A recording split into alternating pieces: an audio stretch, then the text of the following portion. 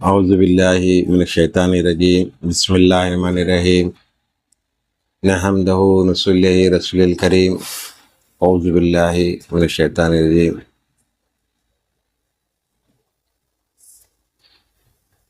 ہمارے پاس جو درس قرآن ہر اتوار کو جو ہفتہ واری سلسلہ چل رہا ہے درس قرآن کا، انشاءاللہ ہم ابھی درس قرآن کی تفسیر بیان کریں گے، اس کے بعد میں خطبات غوث پاک بعد میں بیان کریں گے، اور یہ درس قرآن میں صرف تفسیر رہیں گی، اردو میں ہم بیان کریں گے۔ جو پہلا پارہ چل رہا سورہ بقرہ، ابھی ہم دوسری مرتبہ ہم یہ اس کو تفسیر بیان کر رہے ہیں، انشاءاللہ ہم ابھی شروع کریں گے۔ بسم اللہ الرحمن الرحیم۔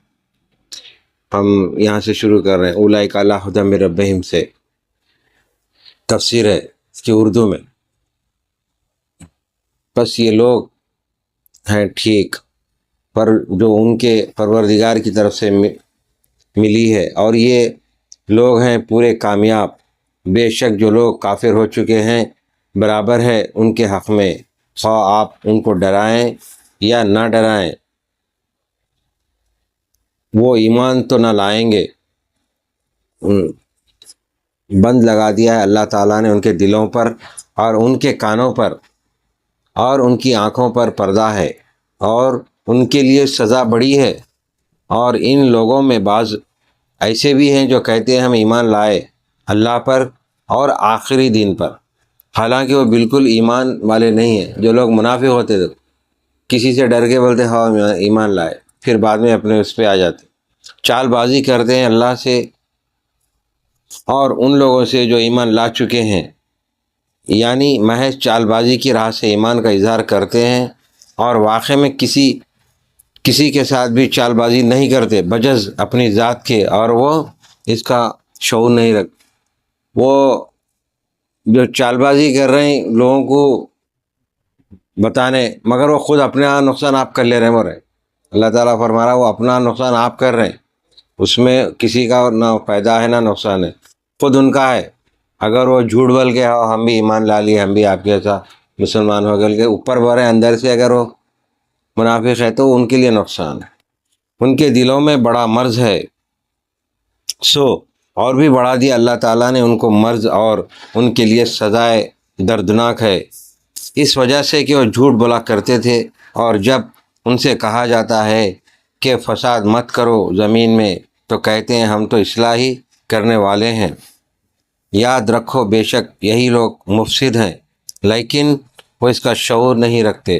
اور جب ان سے کہا جاتا ہے کہ تم بھی ایسا ہی ایمان لے آؤ جیسا ایمان لائے ہیں اور لوگ، تو کہتے ہیں کیا ہم ایمان لائیں گے جیسا ایمان لائے ہیں؟ یہ بیوقوف، یاد رکھو بے شک یہی ہیں بیوقوف، لیکن وہ اس کا علم نہیں رکھتے۔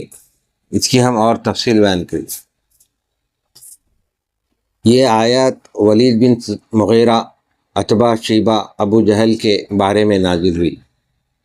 یہ جو ابھی ہم جو پڑھے یہ ان لوگوں کے بارے میں نازل ہوئی جو ایسا جو جھوٹ بول کے منافقت جو کرتے کہ ہاں ہم بھی ایمان لائے، تو ان کے بارے میں جو آیت اتری ہم اس کی تفصیل بیان کر ان کے بارے میں نازل ہوئی، کیونکہ ان کافروں کی موت اللہ تعالیٰ کے ازلی علم کفر پر ہی تھی، یعنی اللہ کو معلوم تھا کہ لوگ کفر پہ ہی ان کا خاتمہ ہونے والا ہے، کیونکہ حضور پاک صلی اللہ علیہ وسلم سے جھوٹ بولا کرتے تھے لوگ ہم ایمان لائے۔ ومن الناس سے مراد یہ ہے کہ ایک مرتبہ شیر خدا علی مرتضیٰ رضی اللہ تعالیٰ نے ابن ابی منافق اور اس کے یاروں سے کہا کہ اللہ سے ڈرو اور نفاق چھوڑ دو، بظاہر مسلمان اور دل میں کفر بہت اندیشے کی بات ہے۔ انہوں نے جواب دیا کہ اے علی کرم اللہ وجہہ، ہماری طرف نفاق منسوب کرتے ہیں اور ہیں کافر بناتے ہو، حالانکہ ہم تو مسلمان ہیں، تم کو ایسا نہیں چاہیے۔ اس مردود کے اس قول کی تردید میں یہ آیت نازل ہوئی، یعنی حضرت علی سے بھی جھوٹ بول رہے تھے وہ لوگ۔ تفسیر صفحہ 1001 پہ ہے ان الذین کفروا سے، کوئی یہ خیال نہ کرے کہ کافر تو بہت سے مشرف بااسلام ہوتے ہیں اور یہی یہ کہا جاتا ہے کہ اے نبی تم ان کو ڈراؤ یا نہ ڈراؤ برابر ہے۔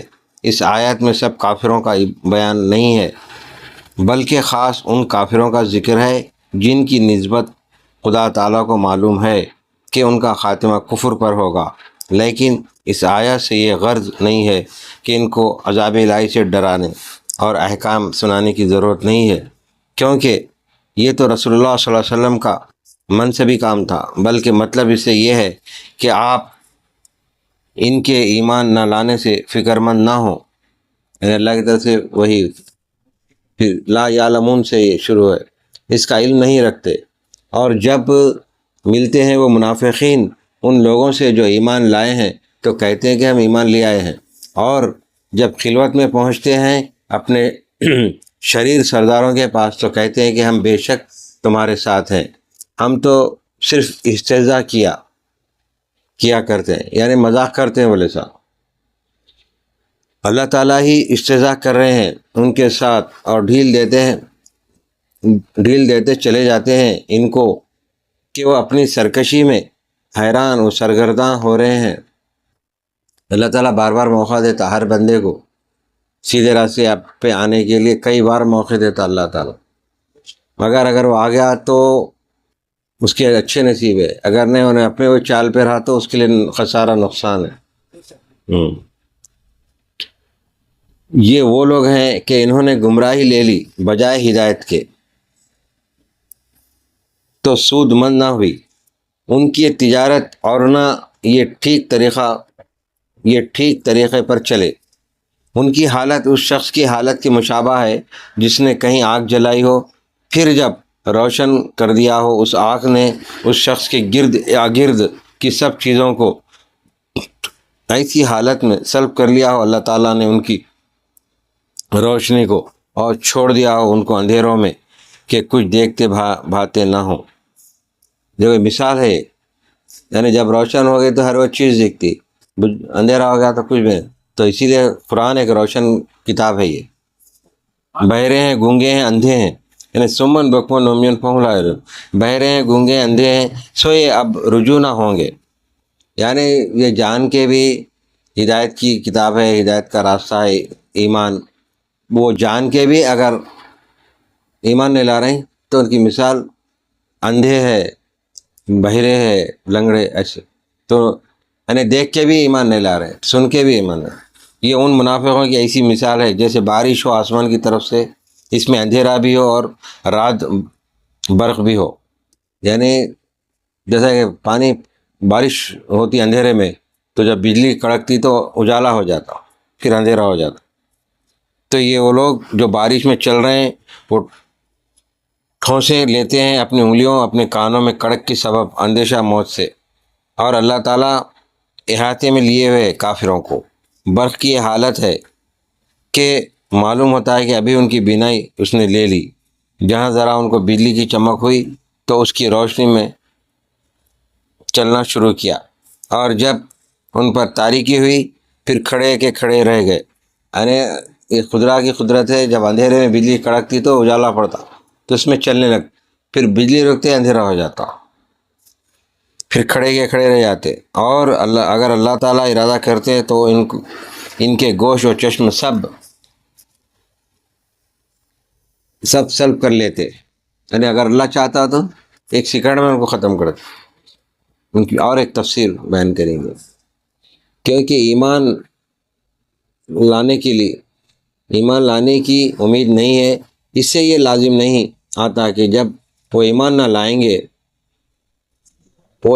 لائیں گے ہی نہیں تو پھر حضور کا ان کو دعوت ایمان دینا فعل عبث ہوا، تو اس کو فعل عبث نہیں کہتے، کیونکہ اگر ان کو فائدہ نہیں ہوتا نہ ہو، لیکن حضور کو تو اس احکام رسانی کا اجر ملے گا۔ یعنی حضور پاک صلی اللہ علیہ وسلم ہر ایک کو ہدایت دیتے رہے تو کچھ سننے والے سن لیتے تھے، نہیں سننے والے نہیں سنے تو لوگ خسارے میں ہیں۔ تو حضور پاک صلی اللہ علیہ وسلم کو تو اجر ملے گا، اور جس مفعل سے کسی کو بھی فائدہ ہو اور جس فعل سے کسی کو بھی فائدہ ہو جائے وہ عبث نہیں کہلاتا. یہ فعل عبث نہیں ہوا. تفسیر متعلق صفحہ ہزار سے. اللہ استہزاء الہی یہ ہے کہ انہیں مہلت دی گئی ہے کہ جب کفر میں خوب کامل ہو جائیں اور جرم سنگین ہو جائے اس وقت دفتن پکڑے جائیں، چونکہ یہ معاملہ ان کے استہزاء کے مقابلے میں تھا. یعنی وہ لوگ مذاق میں لے رہے تھے اس بات کو. سرکار صلی اللہ علیہ وسلم جب بھی اللہ کی جو وحی نازل ہوتی تھی اس کی تفسیر بیان کرتے تھے تو ان لوگوں کو ایک مذاق دکھتا تھا، استہزاء کے مقابلے میں تھا. اس لیے اسے بھی استہزاء پر رکھ دیا گیا، جیسا کہ فعلاً انتقاماً لیا گیا، قولاً بھی انتقام کا لینا ضروری ہے. فرماتے ہیں کہ ان کو تجارت کا سلیقہ نہیں ہوا کیونکہ انہوں نے ہدایت جیسی اچھی چیز کو چھوڑا اور گمراہی جیسی بری چیز کو لے لیا. فرماتے ہیں کہ کفار حق سے بہت دور ہوئے ہیں، ان کے کان حق بات سننے کے قابل نہیں رہے، زبان ان کی حق بات کہنے کے لائق نہیں رہی، ان کی آنکھیں رائے حق دیکھنے کے قابل نہیں رہے. جب ان کا یہ حال ہو گیا ہے تو اب ان کے حق کی طرف رجوع کرنے کی کیا امید باقی رہی.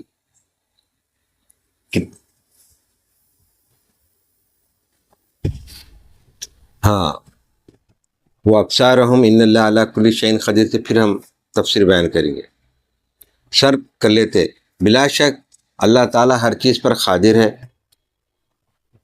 اے لوگو عبادت اختیار کرو اپنے اس پروردگار کی جس نے تم کو پیدا کیا اور ان لوگوں کو بھی کہ تم سے پہلے گزر چکے ہیں. عجب نہیں کہ تم دوزخ سے بچ جاؤ. وہ ذات پاک ایسی ہے جس نے بنایا تمہارے لیے زمین کو فرش اور آسمان کو چھت اور برسایا آسمان سے پانی، پھر پردہ عدم سے نکالا بذریعے اس پانی کے پھلوں کی غذا کو تم لوگوں کے واسطے. اب تو مت ٹھہراؤ پاک کے مقابل اور تم جانتے بوجھتے ہو، اور اگر تم کچھ خلجان میں ہو اس کتاب کی نسبت جو ہم نے نازل فرمائی ہے اپنے بندہ خاص پر، تو اچھا پھر تم بنا لو ایک محدود ٹکڑا جو اس کا ہم پلہ ہو اور بلا لو اپنے حمایتیوں کو، یہ جو خدا سے الگ تجویز کر رکھے ہیں. اگر تم سچے ہو پھر اگر تم یہ کام نہ کر سکے اور قیامت تک بھی نہ کر سکو گے تو پھر ذرا بچتے رہیو دوزخ سے جس کا ایندھن آدمی اور پتھر ہے.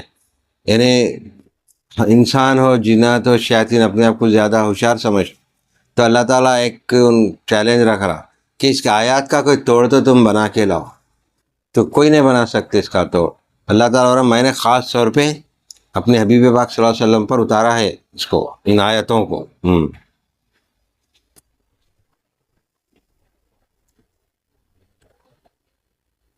تیار ہوئی رکھی کافروں کے واسطے اور خوشخبری سنا دیجئے آپ اے پیغمبر صلی اللہ علیہ وسلم ان لوگوں کو جو ایمان لائے اور کام کیے اچھے. یعنی اللہ تعالیٰ اپنے حبیب پاک کو فرما رہا ہے کہ جو ایمان لائے اور سرکار دو عالم صلی اللہ علیہ وسلم کی بات کو سنے تو خوشخبری سنا دیجیے جنت کی، اس بات کی کہ بے شک ان کے واسطے بہشتیں ہیں کہ چلتی ہوں گی ان کے نیچے سے نہریں. جب کبھی دیے جائیں گے وہ لوگ ان بہشتوں میں سے کسی پھل کی غذا تو ہر بار میں یہی کہیں گے کہ یہ تو وہی ہے جو ہم کو ملا تھا، اس سے پیشتر اور ملے گا بھی ان کو دونوں بار کا پھل ملتا جلتا. یعنی دنیا میں جو کھائے تھے بندے جو جنت میں پہنچ جائیں گے، جس طرح تم لوگ یہاں پہ ہم سب جتنے یہاں پہ جو نعمتیں اللہ کی کھاتے ہیں جیسا کہ میوے ہے، سیب ہے، انار ہے، آم ہے وغیرہ وغیرہ، اور غذاؤں میں جو کھاتے ہیں، مشروبات میں جو پیتے ہیں، تو اللہ تعالیٰ اس سے کہیں زیادہ مزے کی چیز وہاں پہ ہم لوگوں کے لیے، جنتیوں کے لیے تیار رکھا. تو وہاں جانے بعد لوگ واپس میں بولیں گے ارے تو ہم دنیا میں بھی ایسا استعمال کرتے تھے، کھاتے تھے. اس کی تفسیر بیان کریں۔ حق کی طرف رجوع کرنے کی کیا امید باقی رہی؟ واقعہ یہ ہے کہ منافقوں کی دو قسمیں تھیں۔ ایک تو وہ لوگ تھے جو کھلم کھلا کافر تھے اور عقیدہ کفر پر جمے ہوئے تھے، اور ایک جماعت ایسی تھی کہ کبھی کبھی ان کے دل کا میلان اس طرف بھی ہو جاتا تھا، مگر جب نفسانی خواہشات کا زور ہوتا تھا اس وقت یہ لوگ اس ارادے کو فسخ کر دیتے تھے۔ ایسے لوگوں کی مثال آئندہ دی گئی ہے اور کئی کافروں کی نظیریں اوپر گزر چکی۔ یعنی کبھی کبھی اپنی نفسانی خواہشات پہ ایمان چھوڑ دیتے تھے، جیسے اس زمانے میں شراب عام تھی یا دوسرے بھی ان کے جو نفسانی چیزیں تھے وہ استعمال کرتے تھے۔